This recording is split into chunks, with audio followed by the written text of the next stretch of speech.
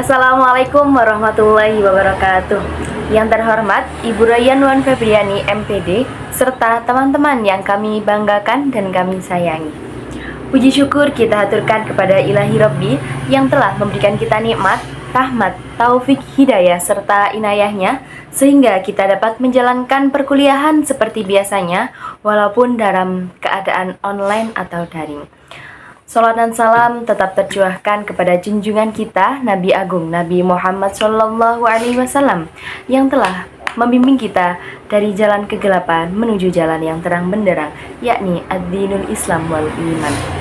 Langsung saja perkenalkan kami dari kelompok 2 yang beranggotakan Fitriah Ristin, Nyimasida, dan saya sendiri Rohimatul Azizah akan mempresentasikan hasil diskusi kami mengenai sejarah perkembangan bimbingan dan konseling di Amerika dan di Indonesia. Yang pertama yaitu mengenai sejarah perkembangan bimbingan dan konseling di Amerika. Nah, awal mulanya yaitu berawal pada tahun 1980 oleh Frank Person yang berasal dari Amerika Serikat. Nah, pada saat ini bimbingan dan konseling ini sudah menyebar di seluruh penjuru dunia dengan berbagai pengembangan programnya masing-masing. Nah, untuk klien dalam bimbingan dan konseling ini adalah manusia yang selalu berkembang dan yang akan selalu berkembang dan juga mengikuti arus zaman. Nah, perkembangan bimbingan dan konseling ini itu sebagai profesi pertama kali yang lahir di Amerika Serikat pada awal abad 20 ketika Frank Person membuka klinik di Boston untuk memberi pengarahan kepada para pemuda agar mereka, para pemuda itu bisa memperoleh pekerjaan yang sesuai dengan passionnya para pemuda tersebut. Kemudian pada tahun 1950-an bimbingan dan konseling ini mengalami perkembangan yang sangat pesat, tidak hanya di bidang pekerjaan saja, akan tetapi juga berkembang pada bidang-bidang pendidikan. Selanjutnya, di abad ke-20, bimbingan dan konseling ini belum ada di sekolah-sekolah. Akan tetapi, pekerjaan ini itu langsung bisa ditangani oleh para guru di sekolah, yang mana mereka dapat memberikan layanan bimbingan, layanan informasi, layanan bimbingan pribadi, sosial, karir, maupun akademik. Gerakan bimbingan dan konseling ini di sekolah berkembang sebagai dampak dari revolusi industri serta keragaman dari latar belakangnya para siswa yang masuk ke sekolah-sekolah negeri. Pada tahun 1898, Jas Budavis, seorang konselor sekolah di Detroit, memulai memberikan layanan konseling pendidikan di SMA. Selanjutnya pada tahun 1907, beliau diangkat menjadi kepala SMA di Grand Rapids, Michigan. Baik, di sini saya Fitriah Ristin akan menjelaskan materi tentang sejarah perkembangan bimbingan dan konseling di Indonesia. Sejarah perkembangan bimbingan konseling di Indonesia mengalami beberapa perubahan di dekadenya. Berikut perkembangan bimbingan dan konseling di tiap dekadenya. A. Perkembangan bimbingan dan konseling sebelum kemerdekaan. Masa ini merupakan masa penjajahan Belanda dan Jepang. Para siswa dididik untuk mengabdi demi kepentingan penjajah. Dan situasi seperti ini, upaya bimbingan diarahkan. Bangsa Indonesia berusaha untuk memperjuangkan kemajuan bangsa Indonesia melalui pendidikan. Yang pertama yakni dekade 40-an. Dalam bidang pendidikan, pada dekade 40-an lebih banyak ditandai dengan perjuangan merealisasikan kemerdekaan melalui pendidikan.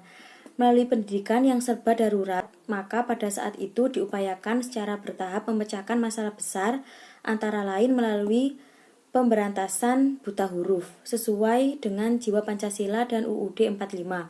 Hal ini pula lah yang menjadi fokus utama dalam bidang pada saat dekade itu.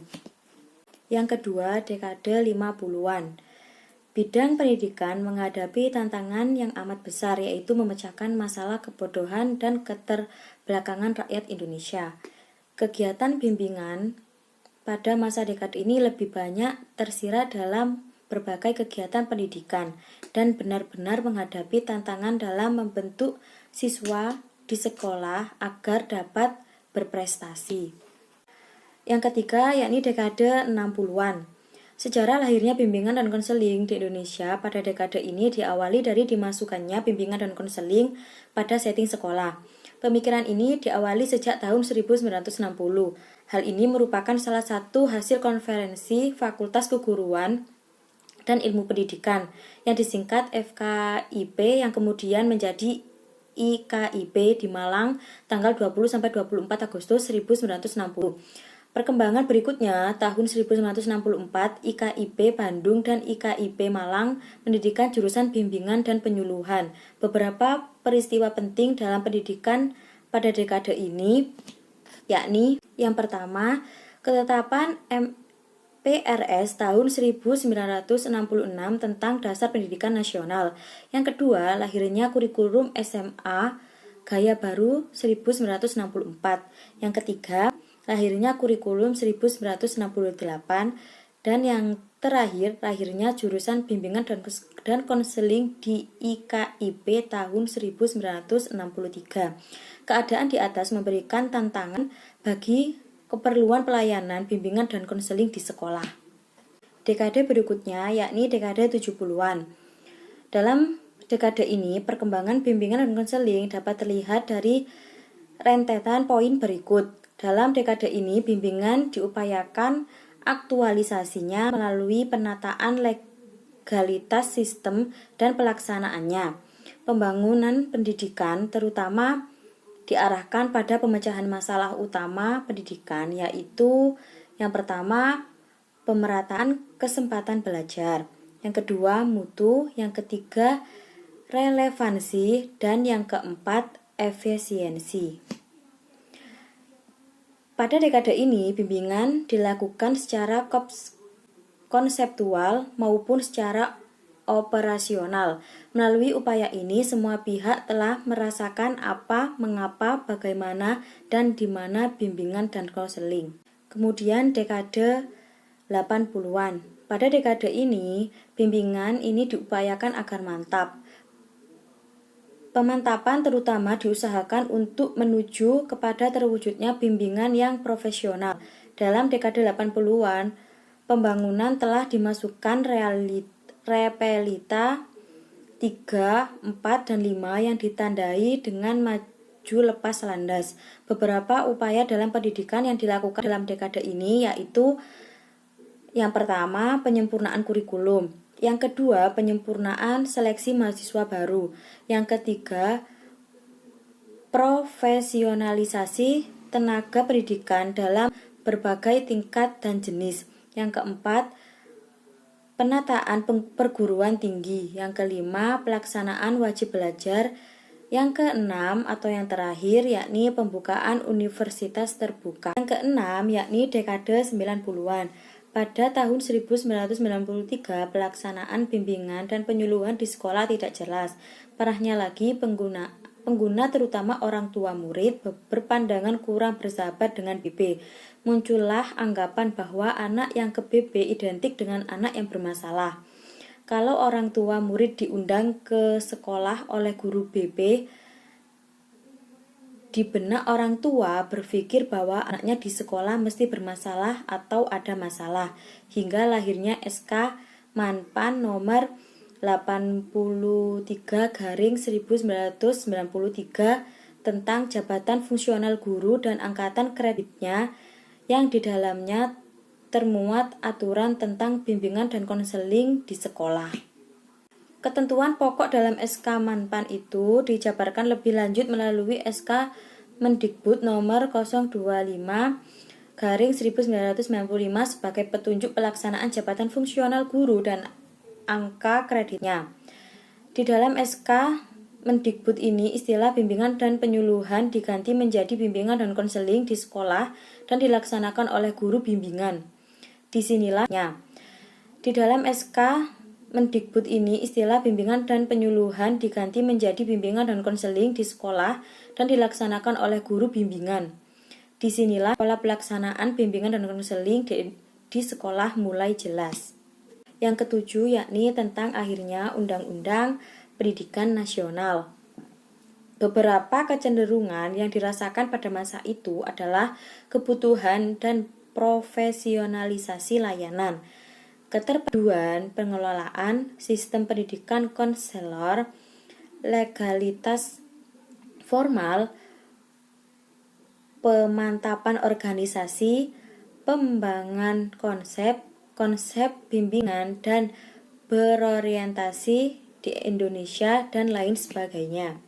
Kemudian menuju poin yang kedua, yakni poin B, menyongsong era lepas landas. Era lepas landas mempunyai makna sebagai tahap pembangunan yang ditandai dengan kehidupan nasional atas kemampuan dan kekuatan sendiri, khususnya dalam aspek ekonomi.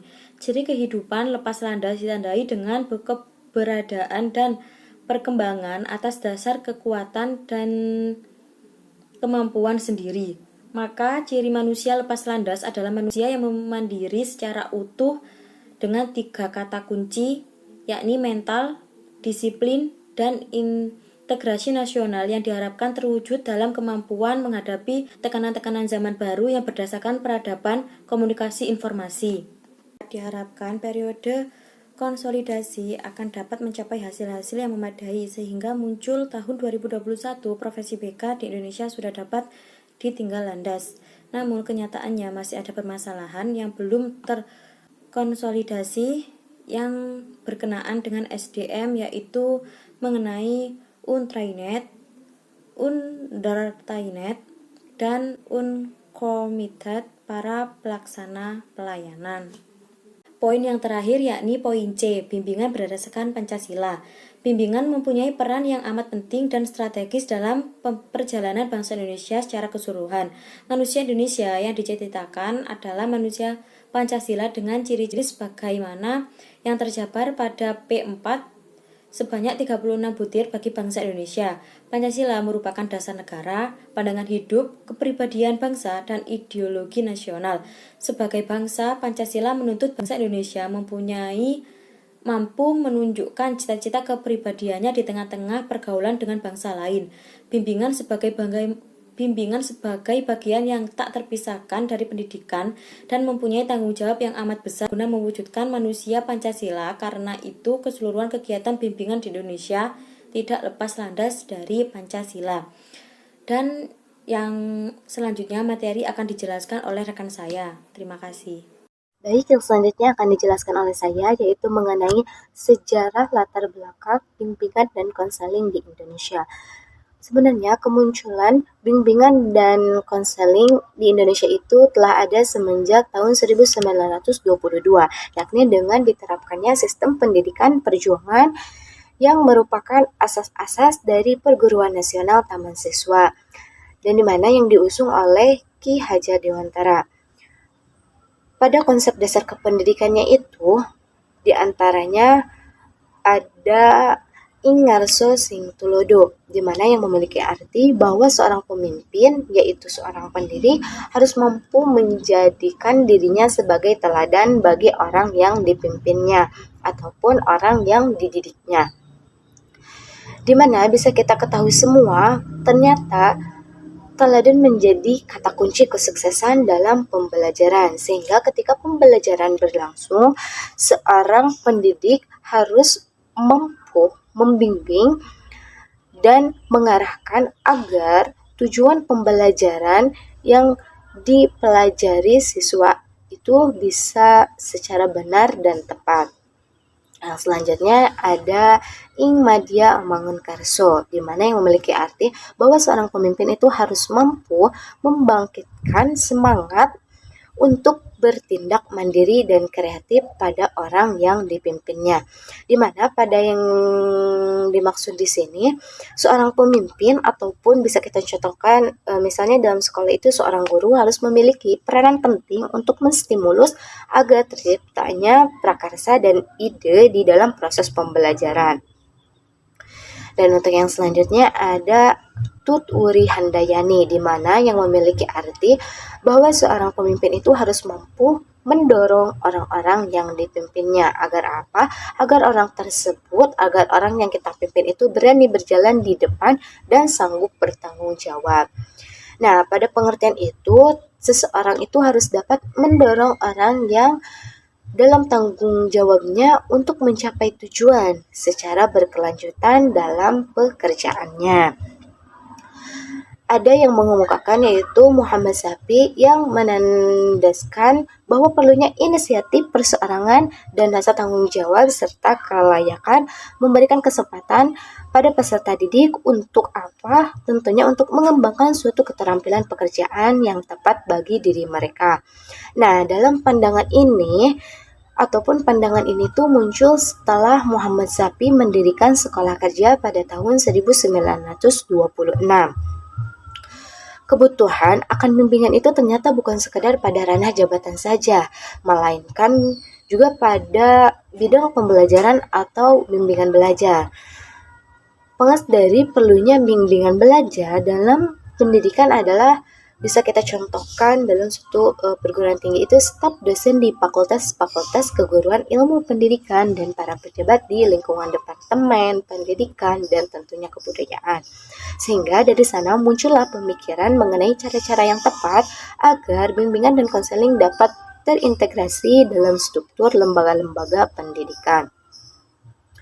Mengenai dalam sejarah bimbingan dan konseling itu diantaranya yakni yang pertama ada dalam periode 1 dan periode 2, di mana sebelum tahun 1960 sampai 1970-an itu prawacana dan pengenalan. Pada periode prawacana, yaitu pada periode 1, pembicaraan tentang konseling ataupun istilah yang dipakainya itu semula bernamakan bimbingan dan penyuluhan, bisa kita sebut ataupun kenali dengan BP. Telah dimulai terutama oleh para pendidik yang pernah mempelajari di luar negeri. Jadi bagi siswa-siswa yang telah itu pasti mengetahui. Bimbingan dan penyuluhan BP ini pada tahun 1963 pada periode 2 di IKP Bandung. Pembukaan jurusan ini menandai dimulainya periode kedua yang secara langsung memperkenalkan pelayanan BP kepada masyarakat akademik dan masyarakat pendidik serta membina tenaga untuk melaksanakannya. Yang selanjutnya yaitu ada pada periode 3 pada tahun 1970-an sampai 1990-an. Bermasyarakat muncul pada kedua dan sekaligus awal dari periode ketiga, ialah diberlakukannya kurikulum pada 1975, tepatnya pada periode 3. Untuk sekolah dasar sampai sekolah menengah atas, ternyata kurikulum baru ini secara resmi mengintegrasikan ke dalamnya pelayanan BP. Untuk siapa? Tentunya untuk para siswa. Seiring dengan menyatunya BP ke sekolah, terbentuk pula organisasi profesi BP dengan nama Ikatan Petugas Bimbingan Indonesia ataupun yang sering disingkat dengan IPBI pada tahun 1975, tepatnya pada periode 3 tersebut. Selanjutnya ada periode 4, di mana pada periode 4 ini disebut dengan konsolidasi, yang berada pada tahun 1990-an sampai tahun 2002. Situasi yang kurang mengembirakan pada tahun akhir-akhir ini ataupun pada akhir 1980-an awal dan 1990-an itu dicoba untuk di atas, di mana IPBI sebagai organisasi profesi yang ikut bertanggung jawab atas kebenaran profesi konseling dan mutu pelayanannya. Nah, berusaha keras untuk mengubah kebijakan yang ada BP oleh semua guru itu. Keadaan seperti itu harus direformasikan. Untuk upaya ini menandai mulainya periode keempat, yaitu konsolidasi. Nah, dalam periode keempat ini juga ternyata sangatlah diharapkan seluruh perangkat profesi, baik dari segi keilmuannya, para pelaksana maupun pelaksanaannya di lapangan dikonsolidasi sehingga menjadi satu kesatuan sosok profesi yang utuh dan berwibawa. Ada beberapa dapat dicatat sebagai butir-butir yang menandai pada periode keempat ini, yaitu yang pertama ada diubahnya secara resmi kata penyuluhan itu menjadi konseling, di mana istilah yang dipakai sekarang adalah bimbingan dan konseling, yaitu disingkat dengan BK. Yang keduanya yaitu ada pelayanan BK di sekolah hanya dilaksanakan oleh guru pembimbing yang secara khususnya itu ditugasi untuk tidak lagi oleh sembarang guru ataupun pendidik yang dapat ditugasi sebagai guru pembimbingnya. Dan yang ketiganya itu mulai diselenggarakan penataran ataupun nasional dan daerah untuk guru-guru pembimbingnya. Yang selanjutnya yaitu ada keempat, mulai adanya promosi untuk pengangkatan menjadi guru pembimbing. Dan yang kelima ada pola pelayanan BK di sekolah, yaitu dikemas dalam BK Pola 17.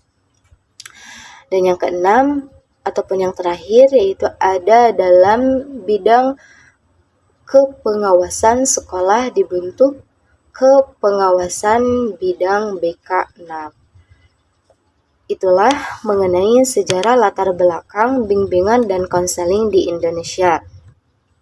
Maka dari itu, bimbingan dan konseling sangatlah penting ada keberadaannya.